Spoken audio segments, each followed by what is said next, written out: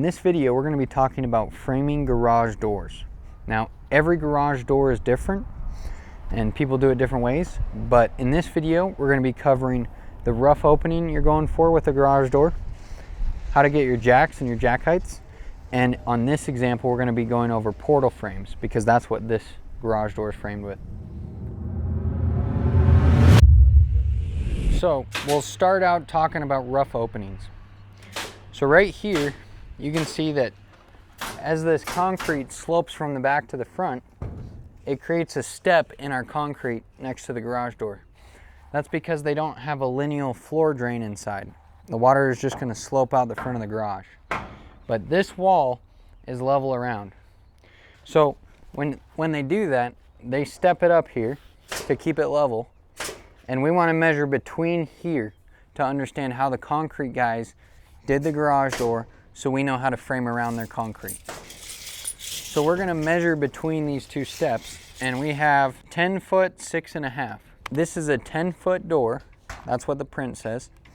And this extra 6.5 inches is so that we can run our jacks down and sit our jacks directly on the concrete down here. So our plates are going to get cut off right here, which will be a 1/4 inch overhang.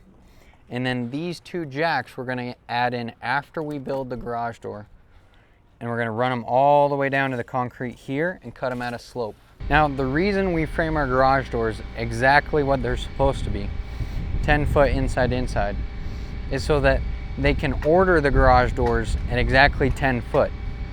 The reason they can do that is because they're going to add a 1-inch thick siding trim piece to jam out the garage door. So we have 10 foot, we subtract 1 inch on each side, that gives us 9 foot and 10 inches. So when they order a 10-foot door, it will go 1 inch past on each side, which will allow it to rub up against the seal and make that a solid closing. That way, if it's a 10-foot door, they just order a 10-foot garage door and it fits perfectly. This changes, so be sure to ask your general or your lead framer what you're supposed to be framing your garage door on. Now, since this is a portal frame and we're running our header all the way to the end of the wall, we're gonna have 1 king on the end because we got that off the engineering. And then this is gonna step down and be the same height as our jacks over there. So our header will run across here and tie into our king. We already have this end king here built. You can see we put insulation in our corner, and this extra board here is to catch our strap to tie in our walls with that metal strapping. So when you're picking your jack height, you want to make sure that the height is off where the garage door sits. So the garage door comes down all the way down to here. It doesn't hit this edge. So we're going to measure up here, and we have 3 inches and 7/8. Now we're going to say it's 4 inches to account for our sill seal and the plate not sitting down. So we have a 4-inch step here to the bottom of our bottom plate, which is treated right here. So we have 4 inches plus 1.5 inches. So 5.5 inches to the start of our jack. Now this door is supposed to be 10 feet tall off the concrete. So we got our tape out to 10 foot. We're going to take off 4 inches for the concrete and 1.5 inches for our bottom plate. So our jack height is going to be 114.5. That's what we're going to cut all our jacks for right here, so that when they sit on that concrete, from down here to the bottom of our header is going to be exactly 10 feet, which is what the print says it's supposed to be. You have to measure this on every garage door if the floor slopes like this, because as it slopes, it might hit one garage door, and then if the second garage door is out further, it will continue sloping. So you have to make sure and get your jack height right for each location on the slope. Next, we'll show you the wall assembled so you can kind of understand how all these pieces are coming together.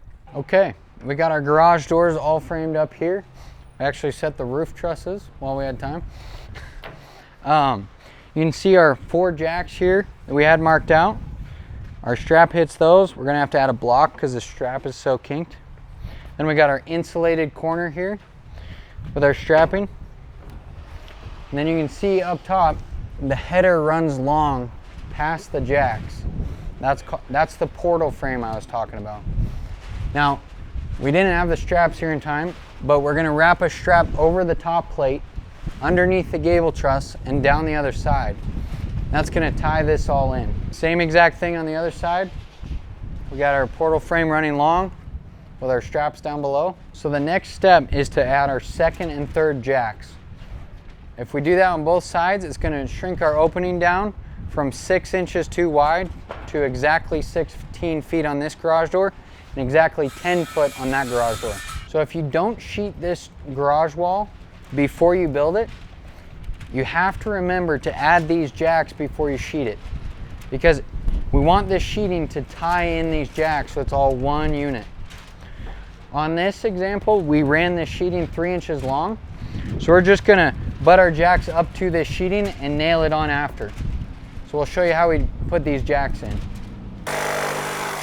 Now, this is a gable end of a garage, so these jacks are non-load bearing. There's very little weight on them, but we still want to make them tight to the bottom and tight to the top. So to get this angled cut here, I like to take it in 2 measurements. The other thing we're going to do with this is, since this is on concrete, we're going to have 2 pieces of wood here. We're going to have a treated bottom part of our jack, and then we're going to have a regular top part. Then for our third jack, we're going to stagger that treated regular seam so that it overlaps. So to get this measurement, I'm just going to make a square mark here. Then I'm going to measure down on the front. We got 26 and 9/16. It might be a little bit longer when it slopes down here. So we'll say 26 and 11/16. And then we'll measure back here in line with this. So we have 26 and 1/16. Now, pulling off of a square end, you make those marks on each end of the board. So we got 26, 11/16, and 26 and 1/16. Now we'll connect those 2 dots. So there you can see our slope matches this perfectly. So if this was a load bear, that would be tight and it would carry the load down. So to nail this off, we're going to use galvanized nails since it's treated lumber. Now we're going to measure down to this. Make sure to cut it a little bit long so that you have to jam it in there.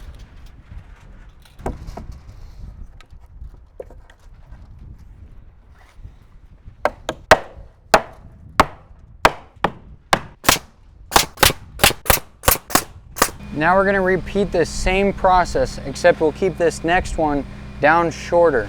This first treated board will only come up to here so that we overlap this seam with our second jack. Now we got our jacks in and we're good to nail off our sheeting to the jacks. Now right here, you can see this sheeting is sticking out past the jack a little bit. On garage doors specifically, you don't want the sheeting past the jack at all.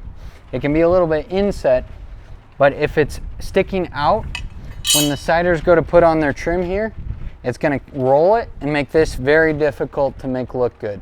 So we want our sheeting inset or flush after it's all done. Now we're gonna go ahead and do that on the other side, and that's gonna bring our garage door opening to 16 feet exactly. Again, that's so when they add the inch of siding trim, they can order exactly a 16-foot garage door, and it will run an inch past on each side. Something to keep in mind that always trips us up is when there's a 0 entry house, which means the house is flush with the garage. It doesn't have a step in it into the house. And if it's a 0 entry house and it has 9-foot walls, this header is hard to fit in there. Sometimes the header, the top of the header is flush with the top of the double top plate just to fit it in.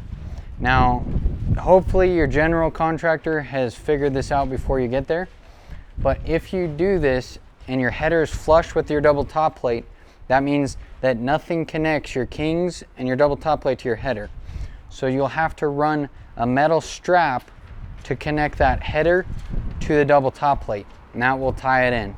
Next, we're gonna go ahead and do the garage door perimeter, which is the 2x6 that goes around this, flush with the opening. That's so that the garage door rails can mount to that board when it's all done and not directly to drywall. So check out that video here and subscribe to the channel because we're doing an in-depth video about every skill it takes to frame a house.